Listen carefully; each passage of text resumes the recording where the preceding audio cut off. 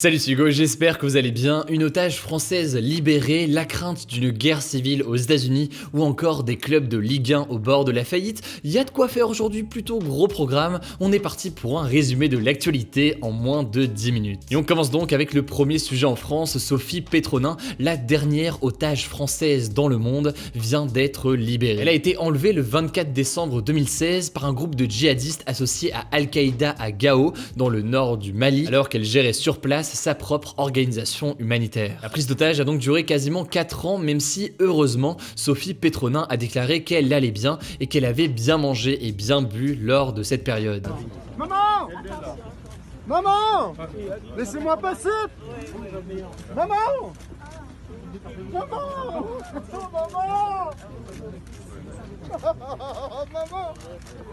Alors pour l'instant, les circonstances de sa libération sont assez floues. Le gouvernement français n'a rien déclaré à ce sujet, mais selon une source anonyme citée par l'AFP, tout se serait accéléré ce week-end quand les nouvelles autorités maliennes ont libéré environ 200 djihadistes présumés ou condamnés. En fait, ce serait donc en échange de la libération de ces djihadistes par le Mali que des otages ont été libérés par Al-Qaïda, une situation qui serait très délicate pour la France qui combat ces mêmes djihadistes dans le cadre de l'opération Barkhane. Avec elle, il y avait aussi 2 Italiens et l'homme politique malien Soumaïla Cissé, kidnappé au mois de mars. Eux aussi ont été libérés. J'ai dit donc de base, Sophie Pétronin était au Mali pour sa propre organisation humanitaire et elle a déclaré qu'elle souhaitait déjà retourner à Gao pour s'assurer que l'organisation qu'elle dirigeait avant son enlèvement fonctionne toujours bien. Emmanuel Macron n'a donc pas fait de déclaration pour expliquer la façon dont cette libération s'est faite et certains politiques, dont Marine Le Pen, ont demandé des éclaircissements sur les liens exacts avec la libération des djihadistes. Et évidemment, on vous tient au courant dans les jours à venir. Deuxième suite du jour, en France, je voulais vous parler d'une immense enquête qui a permis d'arrêter 61 personnes dans le pays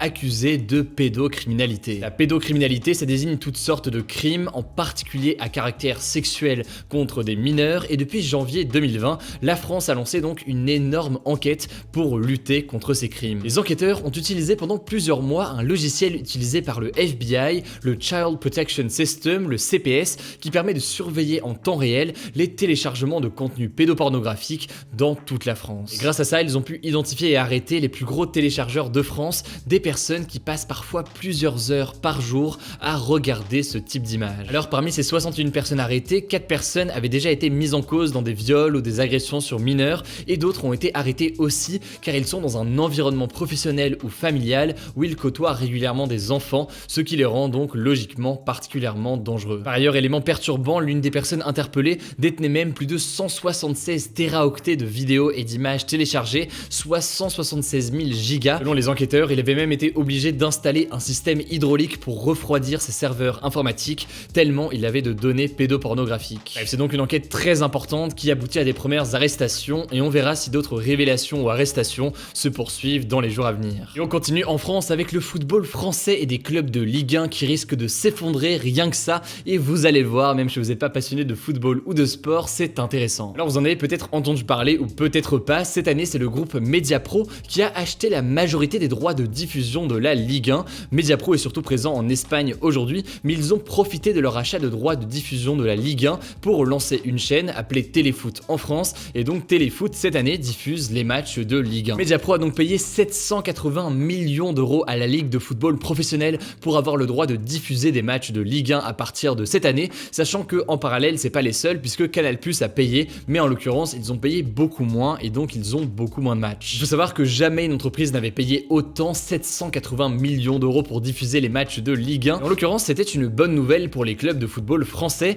qui reçoivent une partie de cet argent. Mais le truc c'est qu'il y a un problème, logiquement, sinon on n'en parlerait pas aujourd'hui. Il y a quelques jours, Mediapro devait payer une première partie de cet argent, 172 millions d'euros précisément, et en l'occurrence pour l'instant ils n'ont rien payé du tout. En septembre ils avaient déjà demandé un délai de paiement qui avait été refusé et encore avant ils avaient essayé de négocier avec Canal+ pour leur revendre une partie de leurs droits, sans succès là non plus. Du coup pour certains en réalité Mediapro n'aurait tout simplement pas l'argent pour payer la Ligue 1 et hier Mediapro a annoncé qu'il voulait renégocier la somme des droits TV, donc en gros pour baisser cette somme de 780 millions d'euros à cause de la crise économique pandémique du Covid-19. En gros, selon eux, et ça c'est leur version des faits, moins de personnes s'abonnent à leur chaîne Téléfoot à cause de la crise et la somme rapportée par la publicité s'est elle aussi effondrée. Alors évidemment, cette affaire pourrait avoir de lourdes conséquences pour les clubs de Ligue 1. Même si les clubs reçoivent des millions, ils ont aussi énormément de dépenses pour faire fonctionner le stade, pour payer les joueurs, etc. Du coup, ne pas toucher les droits TV alors que déjà ils touchent quasiment plus d'argent avec les billetteries vu que les stades sont quasi vides, eh bien ce serait un vrai coup dur. D'après la ministre déléguée au sport Roxana Maracineanu, la survie du football est en jeu dans cette affaire, certains clubs pourraient faire faillite. Du coup, évidemment, on vous tiendra au courant sur YouTube ainsi que sur Instagram, notamment sur notre compte dédié au sport, hugodécrypte.sport, pour chaque jour un résumé de l'actualité sportive. Enfin, dernière actu en un mot pour vous tenir au courant, justement, il y a quelques jours, je vous disais que l'Assemblée nationale débattait sur un possible allongement de la durée maximale pour avorter en France. L'idée étant de passer de 12 à 14 semaines de grossesse maximale, eh bien ça a été adopté à l'Assemblée nationale, mais ça n'est pas fini pour autant, puisque un comité appelé le CCNE doit passer en revue le sujet. Ça doit être aussi par ailleurs débattu au Sénat dans les semaines à venir. Bref, c'est pas fini, mais évidemment, on continue à vous tenir au courant. Comme tous les jours, c'est l'heure du point à l'étranger. Aux États-Unis, le FBI a déjoué un complot qui voulait déclencher une guerre civile. Tout a commencé pendant le confinement quand Donald Trump a appelé à libérer le Michigan, un état gouverné par une démocrate, Gretchen Whitmer, est connue pour être une opposante à Donald Trump. Il faut savoir que les restrictions liées au Covid-19 dans le Michigan faisaient partie des plus sévères aux États-Unis.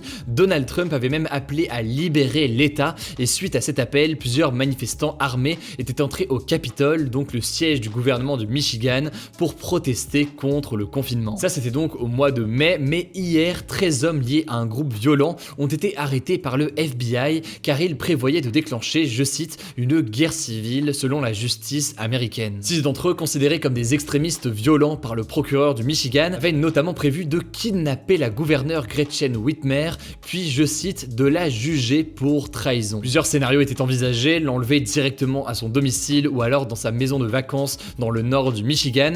La milice a surveillé ces différentes résidences et ils ont également tenté d'acheter des explosifs. La raison pour laquelle j'en parle aujourd'hui, c'est que cet événement confirme encore une fois les tensions à quelques semaines de l'élection présidentielle et notamment depuis la reprise du mouvement Black Lives Matter. Ce n'est pas la première fois qu'on entend parler d'une milice armée de ce genre et d'ailleurs beaucoup d'Américains redoutent une vraie guerre civile entre 6 milices armées d'un côté et de l'autre côté les manifestants Black Lives Matter ou encore des antifascistes qui sont logiquement politiquement très opposés. Au mois d'août 2020, on en avait déjà parlé sur la chaîne, un adolescent de 17 ans proche de l'extrême droite avait tué 2 manifestants Black Lives Matter à Kenosha dans le Wisconsin, des manifestants qui étaient descendus dans la rue après la violente arrestation de Jacob Blake, un afro-américain de 29 ans. En tout cas, selon certains spécialistes, cette crainte de guerre civile serait entretenue par les déclarations de Trump qui voudrait volontairement faire naître la peur et se positionner ainsi comme l'image de la loi et de l'ordre. Le président américain de son côté continue à pointer du doigt les antifas, donc les antifascistes. On vous tient au courant évidemment de l'évolution de la situation,